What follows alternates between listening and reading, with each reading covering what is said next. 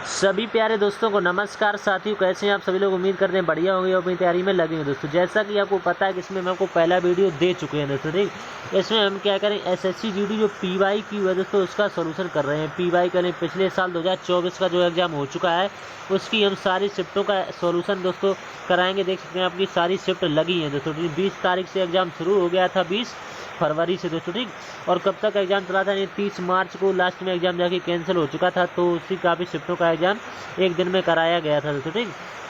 तो उम्मीद करते हैं हमने आपको पहला वीडियो दे चुके हैं दोस्तों, ठीक। हमारे चैनल पर पहला वीडियो पड़ चुका है, यानी कि 20 तारीख दूसरा महीना 2024। यहाँ पर हमने शिफ्ट फर्स्ट का सोल्यूशन कर चुके हैं मैथ का दोस्तों, ठीक। आज हम शिफ्ट दूसरे का सोल्यूशन करेंगे मैथ का दोस्तों, ठीक। इसमें अगर चाहते हैं हम कि रीजनिंग का सोल्यूशन भी हमें कराया जाए दोस्तों, ठीक, तो आप कमेंट करके हमें अवश्य बताएं। अगर आपका सपोर्ट रहा है तो हम अपने आप ही करा देंगे दोस्तों, ठीक। अगर आपका सपोर्ट ज़्यादा से ज़्यादा रहा तो हम अपने आप ही रीजनिंग करा देंगे। अगर आपका सपोर्ट कम रहा दोस्तों तो उसके अनुसार हम काम करेंगे दोस्तों, ठीक।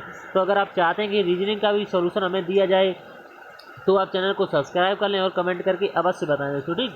तो यहाँ पर हम आज फिलहाल इसका सोल्यूशन करेंगे। इसका हम कर चुके हैं, इसकी वीडियो चैनल पर पड़ चुकी है। इन सारे का सारा सोल्यूशन की हम प्ले लिस्ट बनवा देंगे, जिससे आपको खोजने में टाइम नहीं लगेगा। एकदम आप प्ले लिस्ट में जाएंगे तो वहाँ पर सारा का सारा सोल्यूशन मिल जाएगा दोस्तों, ठीक। तो वीडियो स्टार्ट करने से पहले आपसे अनुरोध है कि वीडियो फुल जरूर वॉच करें और दोस्तों के साथ शेयर अवश्य करें दोस्तों, ठीक। तो तभी कुछ ना कुछ आपको आइडिया लगेगा कि पिछले सत्र कैसा पूछा गया था दोस्तों, ठीक। प्रीवियस ईयर आप अवश्य लगाएं दोस्तों, ठीक। तभी आपको कुछ ना कुछ अवश्य सीखने को मिलेगा। तो हम बढ़ते हैं आगे दोस्तों, ठीक। तो आगे स्क्रॉल कर लेते हैं और पहले प्रश्न की तरफ बढ़ लेते हैं दोस्तों, ठीक। ये देख लेते हैं कि यहाँ पर कितना दिया हुआ है।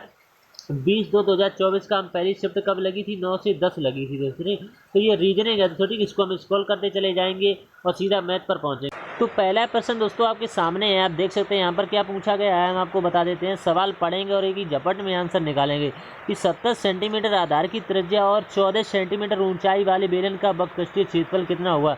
दोस्तों हमने आपको कभी मॉक टेस्ट कराया था, जितने भी मॉक टेस्ट RWA के थे दोस्तों हमारे चैनल पर बिंदास तरीके से पढ़े हुए दोस्तों। ये इतिहास गवाह है इस चीज़ का कि मॉक टेस्ट का सोल्यूशन एकदम किस तरीके से दिया जाता है, तो वो मेरे चैनल पर दिया जाता है दोस्तों, ठीक। तो यहाँ से अगर आपको ये फॉर्मूला पता है दोस्तों, हमने हर वीडियो में कहा होगा आपसे कि आप मेंसुरेशन से डरते हैं, कुछ नहीं है मेंसुरेशन, केवल आप फॉर्मूला याद है तो झपट में आंसर निकाल देंगे। तो केवल फॉर्मूले पर ही आधारित है। तो इसका फॉर्मूला क्या होता है, बेलन का वक्रपृष्ठीय क्षेत्रफल क्या होता है, 2πr/h होता है। तो इसी में वैल्यू पुट करनी है बस, 2πr और h, बस इसमें कुछ नहीं था दोस्तों, ठीक। तो क्या करना है आपको, 2 और गुणा पाई की वैल्यू कितनी होती है, आपको रटी होनी चाहिए, 22/7 होती है दोस्तों, ठीक। 22/7, ठीक। और यहाँ से आर की वैल्यू यहाँ पर कितनी दी है, आर की वैल्यू यहाँ पर 70 दी है, तो 70। एच की वैल्यू ऊंचाई कितनी दी है, 14 सेंटीमीटर ऊंचाई दी है, तो 14 सेंटीमीटर ले लें। बस आप 7 से जो काटेंगे, 7 दूनी 14 हो जाएंगे। तो यहाँ पर कितना हो जाएगा, 22 दूनी 44 और 44 दूनी कितने होते हैं, 88। 88 का आपस में 70 में मल्टीप्लाई हो जाएगा दोस्तों, ठीक। तो कितना आ जाएगा, ऑप्शन नंबर सी इसका राइट आंसर हो जाएगा दोस्तों, ठीक। उम्मीद करते हैं आपको समझ में आ गया होगा। तो कुछ नहीं करना, आप इकाई अंक से मिलाकर भी करेंगे तो इकाई अंक केवल 6 इसमें दिया हुआ, तो यही इसका राइट आंसर हो जाएगी। जीरो से कोई मतलब नहीं रहता दोस्तों, ठीक। तो उम्मीद करते हैं आपको समझ में आ गया हो दोस्तों। आप मेरी माने तो दोस्तों, ठीक। तो क्योंकि एसएससी जीडी में जो है बहुत ही कट ऑफ हाई चली जाती है दोस्तों, ठीक। 4-5 राज्य गिने चुने हैं, जैसे यूपी हुआ, बिहार हुआ दोस्तों, ठीक। इनकी कट ऑफ बहुत हाई फाई चली जाती है दोस्तों, ठीक। तो आपसे उम्मीद है कि मैथ में 18 से 19 क्वेश्चन अवश्य बनाएं दोस्तों, ठीक। इससे आप कम बनाएंगे तो कट ऑफ से बहरार हो जाएंगे दोस्तों, ठीक। हम आपसे वादा करते हैं, बहुत मेहनत करनी पड़ेगी एसएससी जीडी का एग्जाम निकालने के लिए दोस्तों, ठीक। तो उम्मीद करते हैं यहाँ तक आपको समझ में आया होगा। अगला प्रश्न इसके बाद देख लेते हैं। आप चाहें तो प्रश्न को नोट कर लें, नहीं तो वीडियो को पॉज करके स्क्रीनशॉट लेके रख लीजिए दोस्तों, ठीक। तो दूसरा सवाल बहुत ही सरल इसमें पूछा गया था कि इसमें दिया हुआ है कि PQR के बीच 8400 रुपये को क्रमशः 2/3 रेशियो में दिया हुआ है। 3 यहाँ पर 1/3 के अनुपात में बांटा गया, तो R का हिस्सा कितना होगा। तो आपको रेशियो दिया हुआ कितना, 2/3 दिया हुआ है, अनुपात दिया हुआ, फिर 3 दिया हुआ, इसके नीचे कुछ नहीं है तो 1 मान लेते हैं, ठीक। 1/3 दिया हुआ दोस्तों, ठीक। तो इनका एलसीएम कितना हो जाएगा, 3 हो जाएगा। तो 3 में सबकी मल्टीप्लाई कर देंगे दोस्तों, ठीक। गुणा करने में ये आसान लगता है मुझे, तो हम यही करते हैं दोस्तों, ठीक। तो 3 से 3 कट जाएगा, 3 से 3, तो रेशियो क्या बचा, ऊपर 2 बचा हुआ दोस्तों, ठीक। ऊपर कितना बचा हुआ, 2 बचा हुआ। नीचे यहाँ पर 3 का 9 हो जाएंगे दोस्तों, ठीक। फिर कितना बचा हुआ, एक यहाँ पर बचा हुआ दोस्तों। तो हमारे हिसाब से रेशियो ये बन गया दोस्तों, ठीक। 2:9:1 का रेशियो बन जाएगा। इसी में हम राशि को डिवाइड कर देंगे, तो अनुपाती योग कर लेंगे, कितना हो जाएगा, 9 और 1 10 और 2 12 हो जाएंगे। तो रुपए कितने दिए हुए हैं, 8400 रुपये दिए हुए हैं, ठीक। और अनुपाती योग कितना है, 12। और हिस्सा किसका, आर का पूछ रहे हैं। पी ये है, क्यू ये, आर एक की वैल्यू आपसे पूछे, तो ये कितनी बार का, 12×7=84, ठीक। 7 और 2 0, तो 700 किस ऑप्शन में दिया हुआ भाई, आपका राइट आंसर होगा ऑप्शन नंबर 4 में दिया हुआ है। तो दोस्तों हम आपको बहुत ही आसान तरीका बताते हैं, समझाने में हमसे कोई कसूरी ना रहे जिससे आपको समझ में ना आए दोस्तों। हम नहीं चाहते किसी को समझ ना आए, तो हमारे बताने से फ़ायदा कुछ नहीं होगा दोस्तों, ठीक। तो अगला प्रश्न है इसके बाद, प्रश्न नंबर तीसरा है, ये स्वप्निल जो दिया हुआ है, ये 16 दिनों में एक सोफ़ा बना सकता है दोस्तों, ठीक। हम अंडरलाइन इस पर करते चलेंगे, जो आपको सवाल पढ़ने में कोई दिक्कत नहीं होगी दोस्तों, ठीक। तो यहाँ पर देख लेते हैं, स्वप्निल जो है 16 दिनों में एक सोफ़ा बना सकता है।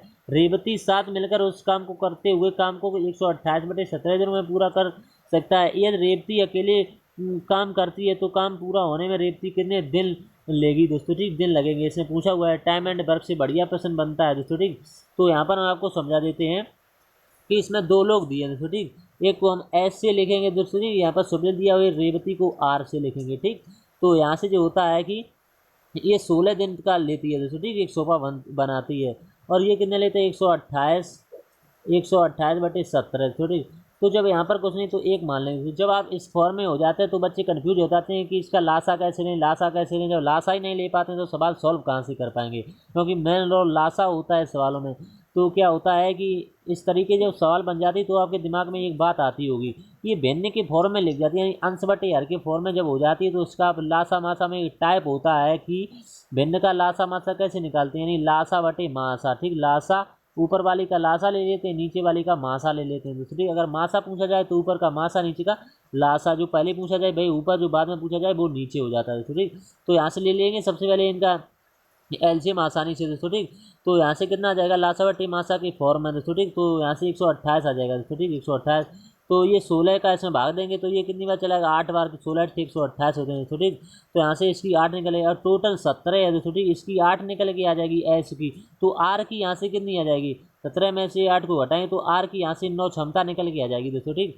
तो हमें कार्य कितना करना है 128, और ये किससे कराना है दोस्तों, यहाँ से दिया हुआ है कि रेवती किससे करेगी, तो रेवती की क्षमता कितनी है 9, तो 9 से डिवाइड कर देंगे तो 128/9 किस ऑप्शन में दिया, ऑप्शन नंबर 4 में दिया हुआ, तो यही इसका राइट आंसर हो जाएगा। उम्मीद करते हैं आपको समझ में आ गया होगा दोस्तों। अगला प्रश्न है इसके बाद प्रश्न नंबर 4 दोस्तों। चौथा प्रश्न भी काफ़ी बढ़िया प्रश्न है दोस्तों, आपको आसान तरीके से बनाएंगे, M.D1 पर बन जाएगा दोस्तों। यदि दिया हुआ है कि 72 जिल्द 720 पुस्तकों की जिल्दबंदी 22 दिनों में कर सकते हैं, तो 12 दिनों में 660 पुस्तकों की जिल्दबंदी कितने दिनों के लिए जिल्दसारों की आवश्यकता होगी, यानी कितने जिल्दसारों की आवश्यकता होगी। तो M.D1 पर बन जाएगा। तो यहाँ पर कितना दिया, 72 जिल्दसाज दिए हैं छोटी 72, और जो कार्य होता है वो हम हमेशा नीचे लिखते हैं छोटी। और ये दिन कितने लेते हैं, यहाँ पर दिया 22 दिन लेते हैं, तो दिन हमेशा ऊपर लिख देते हैं। और वर्ग ये कितने करते हैं, 720 पुस्तकें बनाते हैं, तो 720 लिख लेंगे, ठीक। अब बराबर हमें यहाँ पर कितना लिखना पड़ेगा, 12 यहाँ पर दिए छोटी 12 लिख लेंगे, ठीक। फिर हमें यहाँ पर क्या पूछा हुआ है, कितने जिल्द साजों की आवश्यकता होगी, व्यक्तियों की संख्या x मान लेंगे। ये काम हमें कितना कराना है, 660 कराना है दोस्तों, ठीक। तो आपको क्या करना है कि 0 से तो 0 आसानी से कट जाएगा दोस्तों, ठीक। अब आपको 72 से 72 कट जाएगा, ठीक। अब आपको क्या करना है, 2 से इसको काटेंगे, ये 6 बार कट जाएगा, ये 33 बार यहाँ से कट जाएगा तो, ठीक। 33 से अब आपको क्या करना है, फिर काट लेना है 2 से, तो यहाँ पर कितना आ जाएगा, 3 आ जाएगा, यहाँ पर कितना आ जाएगा, 11 आ जाएगा, ठीक दोस्तों। अब यहाँ पर जो बचा हुआ है वो देख लेंगे आसानी से। तो जो बचा हुआ है वो यहाँ से आसानी से देख लें, तो 2 3 6 यहाँ पर हमने काट लिया था आसानी से दोस्तों, ठीक। तो अगला स्टेप आपको बताते हैं। तो यहाँ पर दोस्तों ये 2 होगा, क्योंकि 2 3 6 तो 2 से ये कट जाएगा, इतनी बार 11 बार कट जाएगा, ठीक। अब यहाँ पर 11 बचा हुआ है, यहाँ पर 11 बचा हुआ, कितना आसान सवाल कि फिर कैंची का गुणा करना, तो 11 में 11 कितना होता है, 121 होता है, तो यही इसका राइट आंसर हो जाएगा। उम्मीद करते हैं आपको समझ में आ गया होगा दोस्तों, ठीक। बढ़िया प्रश्न था, हमने समझाने का प्रयास भी किया है आसान तरीके से। अगला 5वां प्रश्न आपके सामने आ जाता है दोस्तों, ठीक। स्क्रीन पर आपको दिखाई दे रहा होगा 5वां प्रश्न। एक प्रश्न दोस्तों आपको बहुत ही आसान तरीके से दिखाई दे रहा है, आप नोट करते चलें दोस्तों, नहीं तो आप ये PDF डाउनलोड कर लेंगे, हम इसका लिंक दे देंगे, तो आप PDF डाउनलोड कर लें। आप कमेंट कीजिए कि हमें ये PDF चाहिए दोस्तों, ठीक।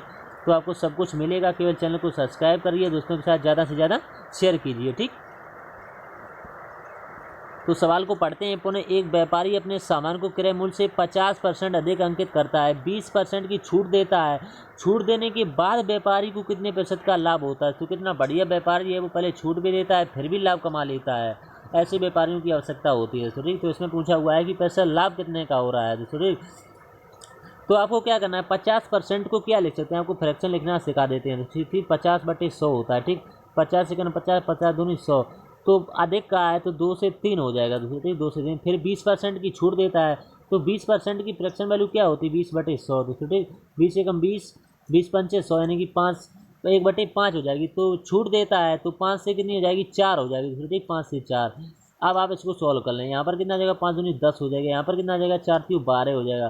तो लाभ तो हो रहा है, दिखा रहा है हमें लाभ हो रहा है कितने का, 2 का लाभ हो रहा है। लाभ होता हमेशा किस पर, 10 पर हो जाएगा। और परसेंट बताने के लिए इंटू 100 कर देंगे। तो 1 0 से 1 0, तो 2 का 10 से मल्टीप्लाई कर देंगे। तो 2 दाएँ कितने होते हैं, 20। तो 20% ऑप्शन नंबर ए में दिया हो, यही इसका राइट आंसर हो जाएगा। उम्मीद करते हैं आपको समझ में आ गया होगा। अगला प्रश्न नंबर 6 देख लेते हैं इसके बाद। ठीक, प्रश्न काफ़ी बढ़िया है, केवल लॉजिक वाला बच्चा इसको सॉल्व कर पाएगा। तो ठीक, प्रश्न देखने में जब सरल लगता है तो उसके दिमाग की बत्तियाँ हिला देता है। तो ठीक, तो हम इसको बताएंगे आसान तरीके से।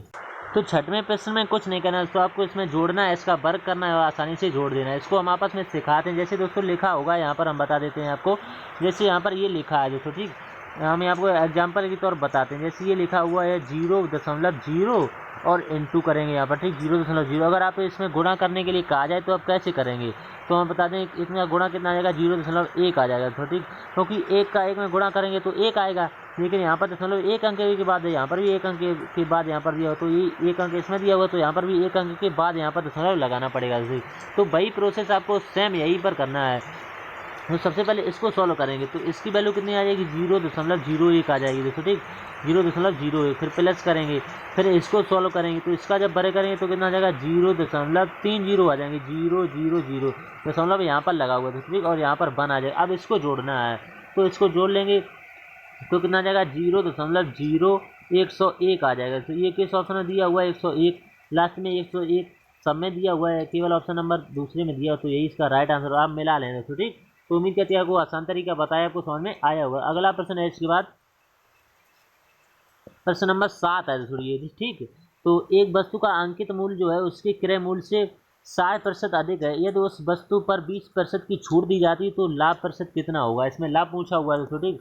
तो एक वस्तु का अंकित मूल्य जो है उसकी क्रय मूल्य से 60% अधिक है, तो हम क्रय मूल्य को 100 मान लेंगे, तो अंकित मूल्य कितना हो जाएगा, 160 हो जाएगा, क्योंकि वो 60% अधिक बता रहे हैं दोस्तों, ठीक। और कह रहे हैं कि उस पर यदि उस वस्तु पर 20% की छूट दी जाती है तो छूट हमेशा अंकित मूल्य पर दी जाती है। तो अंकित मूल्य कितना है, 160 है, तो छूट इस पर दी जाती है, तो 20% की छूट दी जाएगी तो कितने में, 80 में बेचा जाएगा दोस्तों, ठीक। तो यहाँ से हम निकाल लेंगे आसानी से, तो 2 जीरो से ये 2 जीरो कर जाएंगे, ठीक। तो 1688 कितने हो जाएंगे, 128 हो जाएंगे दोस्तों, 1688 128 होते हैं। तो लाभ प्रतिशत कितना होगा, हमने कोई चीज़ 100 में खरीदी सी 128 में बेच दी, तो लाभ कितने का, 28 का होता है। जब 100 से कोई चीज़ कम ज़्यादा कई दोस्तों आसानी से पता कर पाएंगे आप, ठीक है। क्योंकि 128 जितना भी कहे 100 से ऊपर वही आपका हो जाता है, तो 28 में दिया हुआ ऑप्शन नंबर ए बी इसका राइट आंसर हो जाएगा। उम्मीद करते हैं आपको समझ में आया हो दोस्तों। एक एक प्रश्न हम दोस्तों एक्सपेक्टेड तरीके से बताते हैं दोस्तों, ठीक है। ऐसा तरीका आपको कहीं देखने को नहीं मिलेगा दोस्तों, ठीक। आप कहें को कहें भी कुछ दोस्तों, ठीक। अब प्रश्न नंबर 8वां है इसके बाद। 8वां प्रश्न क्या पूछ रहा है कि रुपये कितने दिए, 9000 रुपये दिए, तो 80% की वार्षिक दर से चक्रवृद्धि ब्याज कितना दिए, अर्धवार्षिक रूप से संयोजित पर उधार दिए जाते हैं, तो 12 महीने का चक्रवृद्धि ब्याज कितना होगा। तो 12 महीने का पूछा हुआ, यानी कि 1 वर्ष का पूछा हुआ, तो इसको निकालेंगे आसान तरीके से, तो ठीक। तो इसको थोड़ा स्क्रॉल करेंगे ऊपर की तरफ, क्योंकि आपको देखने में आसानी रहेगी दोस्तों, ठीक। तो यहाँ पर समझाते हैं बिल्कुल आसान तरीके से। तो 12 मंथ में जो कितना लगेगा, 12 मंथ बराबर यहाँ पर कितना दिया, 80% लगेगी, थोड़ी 80%। तो यहाँ से हम 6 महीने में लगाएंगे, 6 महीने में कितना कितना लगेगा, यानी कि 40% लगेगा थोड़ी, 6 महीने में 40%। तो दर आधी हो जाएगी और समय दोगुना हो जाएगा, थोड़ी समय, यानी कि 1 वर्ष का है तो कितना, 2 वर्ष हो जाएगा, समय 2 वर्ष हो जाता है इसमें।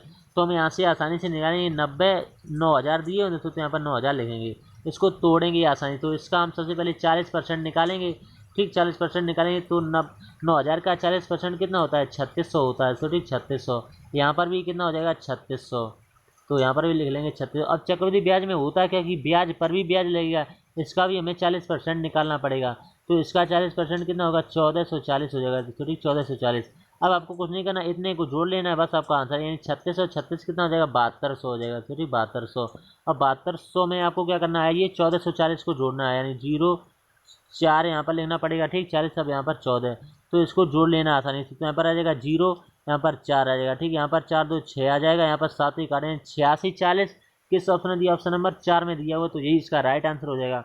उम्मीद करते हैं आपको समझ में आ गया होगा। अगला प्रश्न आपको बता देते हैं, प्रश्न नंबर 9 है। बढ़िया तरह से प्रश्न बनते हैं दोस्तों, कितना अच्छा लगता है इस पीडीएफ में सवालों को सॉल्व कराने से दोस्तों, ठीक। कृषि धनराशि पर 5 वर्षों के लिए प्राप्त साधारण ब्याज उस धनराशि का 2/5 है, तो वार्षिक ब्याज दर कितनी हो जाएगी दोस्तों, ठीक। तो इसमें आपको क्या करना, ऊपर जो होता है वो हमेशा ब्याज होता है, मूलधन कितना दिया हुआ, 5 दिया हुआ दोस्तों, ठीक। और ब्याज यानी SI कितना इसमें दिया हुआ है, SI सिंपल इंटरेस्ट कितना दिया हुआ है, 2 दिया हुआ है दोस्तों, ठीक। तो आप आसानी से सवाल को हल कर पाएंगे। तो इसमें क्या पूछा, वार्षिक ब्याज दर पूछी है। तो साधारण ब्याज बराबर क्या होता है, साधारण ब्याज 2 दिया है, तो साधारण ब्याज और मूलधन 5 दिया हुआ है, गुणे दर कितनी दी है, दर तो आपको निकालनी है, यानी आर की वैल्यू निकालनी है। तो साधारण ब्याज और मूलधन गुणे दर गुणे समय कितना दिया हुआ है, यहाँ पर देख सकते हैं 5 वर्षों का दिया हो, तो 5 लिख लेंगे यहाँ से, ठीक। 5 आसानी से लिख लेंगे दोस्तों, ठीक, 5, ये 5 हमने लिया। अब बटे क्या हो, सूत्र वाला भाई 100 लिख लेंगे यहाँ पर। तो यहाँ पर मल्टीप्लाई करें, 5 25 होते हैं, तो 25 से 100 कितनी बार कट जाएगा, 4 बार कट जाएगा। अब यहाँ पर कैंची का मल्टीप्लाई हो जाएगा, तो ठीक। तो 4 का 2 में होगा, तो 4 दूनी 8 इसका राइट आंसर हो जाएगा, तो ठीक। उम्मीद करते हैं समझ में आ गया होगा। तो आप प्रश्न को सॉल्व अवश्य करते हैं, क्योंकि हम PDF को स्क्रॉल करते हैं तो ये सब कुछ हट जाता है, तो ठीक। अब प्रश्न नंबर अगला है 10 नंबर का। ये प्रश्न नंबर बढ़िया है। क्या पूछ रहा है इसमें, 5 संख्याओं का औसत जो है 32 है। यदि एक संख्या हटा दी जाए तो औसत कितना 28 हो जाता है। तो हटाई गई संख्या कितनी है, इसमें हटाई गई जो संख्या है वो आपसे पूछी जा रही है दोस्तों। तो हमको आपको बता दें, औसत बराबर क्या होता है, एवरेज बराबर जो फॉर्मूला होता है, एक ही फॉर्मूला लगता है पूरे चैप्टर में, यानी कि योग बटे संख्या, यानी कि योग बटे और संख्या, जितनी संख्या दी जाती है बस आपका आंसर आ जाएगा। तो यहाँ से आपको क्या करना है कि 5 संख्याओं का औसत 32 है, तो यहाँ से योग कितना आ जाएगा, 32 × 5 कर देंगे, 32 × 5, तो यहाँ से 5 संख्याओं का योग निकल के आ जाएगा, तो ठीक। वो कितना आ जाएगा, 160 आ जाएगा, तो ठीक। आप मल्टीप्लाई करेंगे, ठीक। अब आपको सवाल में कह रहा है कि यदि एक संख्या हटा दी जाए, पहली संख्या कितनी दी 5, तो अब संख्या 1 हटा दी जाए तो 4 बचेंगे। इनका औसत कितना दिया हुआ सवाल में, 28 हो जाता है, तो 28, तो इनका हम निकालेंगे, गुणा करेंगे, तो यहाँ से कितना आ जाएगा, 112 आ जाएगा। अब करेंगे हटाई गई संख्या हमें पता करनी, तो 160 में से 112 को माइनस कर देंगे, तो 160 में से 12 को माइनस करें तो 48 आ जाएगा, तो ठीक। अब माइनस कर भाई हमारी संख्या निकल के आ जाएगी। तो ऑप्शन नंबर ए इसका राइट आंसर हो जाएगा। अगला प्रश्न है, इसके बाद बढ़िया तरह से हम प्रश्न आपको बता रहे हैं। दोस्तों एक प्रश्न ये हीरा PDF से दोस्तों लिया गया है। तो विद्यार्थियों की वह अधिकतम संख्या ज्ञात कीजिए जिसके बीच दोस्तों, ठीक। यहाँ पर 1003 चॉकलेट और यहाँ पर 2703 कैंडी इस प्रकार बांटी जाती हैं कि प्रत्येक विद्यार्थी को प्रत्येक चॉकलेट और कैंडी की समान संख्या मिले दोस्तों, ठीक। तो यहाँ से आपको क्या करना है कि इनका बड़ी से बड़ी संख्या का, तो इनका LCF निकाल लेना, HCF वो है बड़ी से बड़ी संख्या।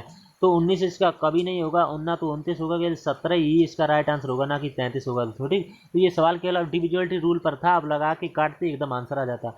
अगला प्रश्न नंबर 12 देख लेते हैं, ठीक। 12 प्रश्न नंबर बढ़िया प्रश्न नंबर है, हर कोई बच्चा इस प्रश्न को नहीं बना पाएगा भाई, मेरिट से बाहर भी होगा दोस्तों, ठीक। तो हम आपको इसको आसान तरीके से बताते हैं। 3 नोटबुक और 6 पेनों का क्रय यानी मूल्य दिया हुआ कितना, 3000 रुपये है। उतने ही पैसों में एक व्यक्ति एक नोटबुक और 12 पेनें खरीद सकता है। यदि राजू 15 पेन खरीदना चाहता है तो उसे कितना भुगतान करना होगा। इसमें भुगतान पूछा हुआ है, कितना करना होगा दोस्तों, ठीक। तो यहाँ से आप नोटबुक को एक तरफ कर लेंगे, तो यहाँ पर 3 नोटबुक दिया हुआ है दोस्तों, ठीक। और यहाँ पर 1 नोटबुक दिया हुआ है, तो 3 में से यहाँ पर 1 को माइनस करेंगे तो 2 नोटबुक यहाँ पर आ जाएंगे दोस्तों, ठीक। एन से प्रदर्शित करेंगे। और यहाँ पर 6 पेन दिए हैं दोस्तों, ठीक। और यहाँ पर कितने 12 पेन दिए, तो 12 में से 6 को माइनस करें तो यहाँ पर कितना आ जाएगा, 6 पेन आ जाएगा। तो यहाँ से पेन और नोटबुक का रेशियो पता कर लेंगे, 2 3 6 3 बार कर जाएगा। तो यहाँ से N/P कितना निकल के आ जाएगा, यानी रेशियो इनका आ जाएगा 3:1 का आ जाएगा दोस्तों, ठीक। तो आपको अब क्या करना है कि दोस्तों, जैसे यहाँ पर n की वैल्यू 3 दी है, एक पेन की वैल्यू 3 है, तो 3 की वैल्यू कितनी है, 3 3 का 9 हो जाएगी, तो यहाँ पर 9 लिख लेंगे। तो एक पेन की वैल्यू 1 रुपये है, तो यहाँ पर कितना 6 पेनों की वैल्यू कितनी हो जाएगी, 6 रुपये हो जाएगी। तो यहाँ से कितना आ जाएगा, 9 6 15 आ जाएगा, तो ठीक 15। अब इसी 15 की वैल्यू किसके बराबर दी है, ये यहाँ पर दिया हुआ 3000 इसके बराबर है, तो ठीक 3000। तो 3000 यहाँ पर, तो एक की वैल्यू कितनी आ जाएगी, 15 दूनी 30, यानी कि 15 दूनी 30 यानी 200 आ जाएगी दोस्तों, ठीक। और हमें किसकी वैल्यू 15 की वैल्यू पूछेगी, 15 पेन खरीदना चाहता है, तो 15 का ऐसे मल्टीप्लाई कर देंगे, तो 15 दूनी 30 यानी कि 3000 इसका राइट आंसर आ जाएगा दोस्तों। उम्मीद करते हैं वो समझ में आ गया होगा। अगला प्रश्न है इसके बाद, यदि 6, यहाँ पर हम सवाल को पढ़ते हैं दोस्तों, ठीक। यदि 6 पेन का क्रय मूल्य 5 पेन के विक्रय मूल्य के समान है तो लाभ प्रतिशत की गणना कीजिए दोस्तों। कितना बढ़िया सवाल है, यानी 6 CP जो दिया हुआ है वो 5 SP के बराबर दिया हुआ है दोस्तों, 5 SP। तो CP बटे SP यहाँ से कितना आ जाएगा, CP बटे SP कितना आ जाएगा, 5/6 आ जाएगा, तो ठीक। यानी कि 5 की वस्तु को 6 में बेचने के कितने का लाभ हुआ, 1 का। किस पर 5% बताने के लिए 100 कर देंगे, तो यहाँ पर कितना आ जाएगा, 20 पंचे 100 आ जाएगा, तो ठीक 20 पंचे 100, तो यहाँ से 100 आ जाएगा, 20 पंचे 100, तो 20 इसका राइट आंसर हो जाएगा। 20 कैसे ऑप्शन दिया, ऑप्शन नंबर 2, 20% का लाभ। तो उम्मीद करते हैं समझ में आ गया होगा, तो ठीक। तो अगला प्रश्न है प्रश्न नंबर 14, ठीक। प्रश्न नंबर 14 जो है वो किस तरह से बनेगा, 32 से पहले की सभी अभाज्य संख्याओं का औसत कितना होगा। दोस्तों अभाज्य संख्याएं कौन कौन सी होती हैं, अभाज्य संख्याओं के बारे में आपको जानकारी होना बहुत जरूरी है, यानी जो स्वयं से कटें और एक से कटें दोस्तों, ठीक। तो सबसे पहली जो अभाज्य संख्या वो कौन सी होती है, यानी 2 होती है, फिर कितनी होती है, 3 होती है, फिर 5 होती है, तो आप देखते रहें, फिर 7 होती है, फिर 11 होती है, ठीक। फिर कितनी होती है, 13 होती है, फिर कितनी होती है, 17 होती है, फिर कितनी होती है, 19 होती है, ठीक। फिर कितनी होती है, 23 होती है, ठीक।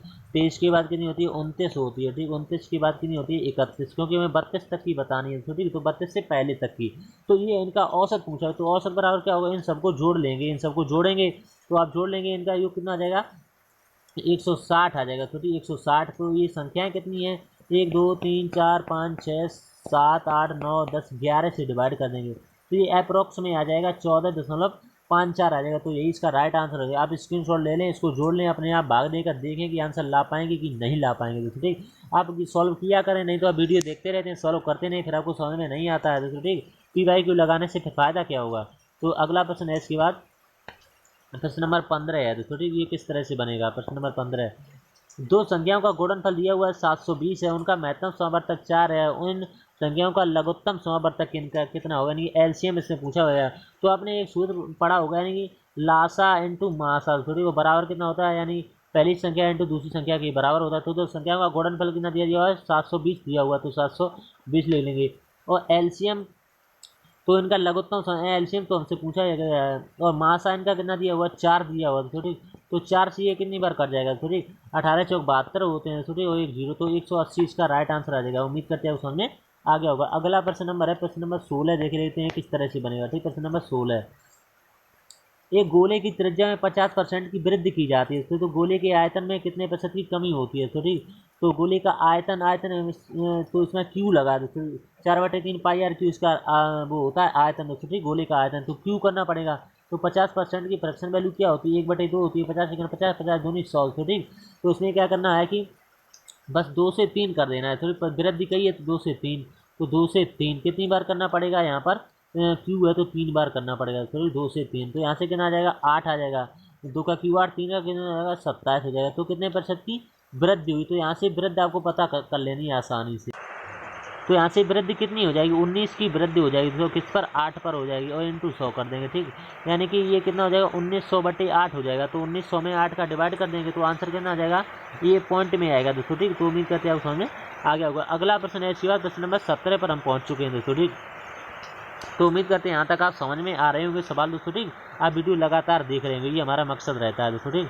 तो 17% किस तरह से बनेगा, इसमें कुछ नहीं करना है, ये दिया हुआ 384 जो दिया हुआ है, तो 384 मीटर लंबी एक रेलगाड़ी बिजली के खंभे को 12 सेकंड में पार करती है। तो विपरीत दिशा में यात्रा कर रही समान लंबाई की दूसरी ट्रेन को 12 सेकंड में पार करती है, दूसरी रेलगाड़ी की चाल क्या होगी दोस्तों, क्योंकि यहाँ पर समान कहा है, समान लंबाई की, तो इससे हमें क्या करना है, 384 दिया हुआ है, इसमें आप 12 से भाग देंगे क्योंकि सेकंड में दिया हुआ है, ठीक। तो यहाँ से कितना आ जाएगा, 32 आ जाएगा, तो ठीक 32 मीटर पर सेकंड, तो यही इसका राइट आंसर हो जाएगा। तो उम्मीद करते हैं समझ में आ गया। वैसे सवाल आप बनाएंगे, बनाते रहेंगे, तब तक टाइम निकल जाएगा और सवाल भी निकल जाएगा, तो आप पीछे रह जाएंगे काफ़ी बच्चों से।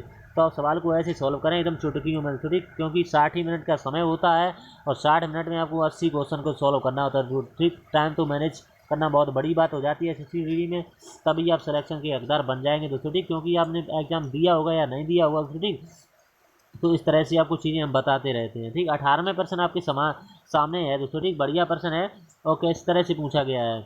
तो यदि x का 45% y के 15% के बराबर है, तो x और y, कितना बढ़िया सवाल है।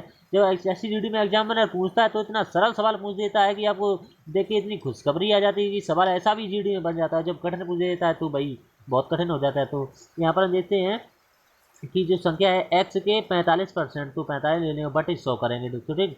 और बाई के कितना का है, बाई के 15% का है, तो बाई के 15% और बटे 100, तो ठीक। तो 100 से 100 खत्म, 15 1 15 15 3 45, तो रेशियो कितना बना है, x यहाँ पर कितना आ जाएगा, 3x बराबर, यहाँ पर कितना आ जाएगा, बाई, एक बाई है दोस्तों, ठीक। तो x यहीं पर रहेगा, बाई नीचे आएगा, तो 1 यहाँ पर रहेगा और 3 नीचे आ जाएगा। तो अनुपात क्या बनेगा, 1:3, नहीं तो कुछ बच्चे क्या करेंगे, 3:1 लगा देंगे, ये गलत हो जाएगा। तो ऑप्शन नंबर ए इसका राइट आंसर हो जाएगा। अब प्रश्न 2 ही बचे हैं शेष दोस्तों, ठीक, बढ़िया प्रश्न है। प्रश्न नंबर 19 किस तरह से बनेगा।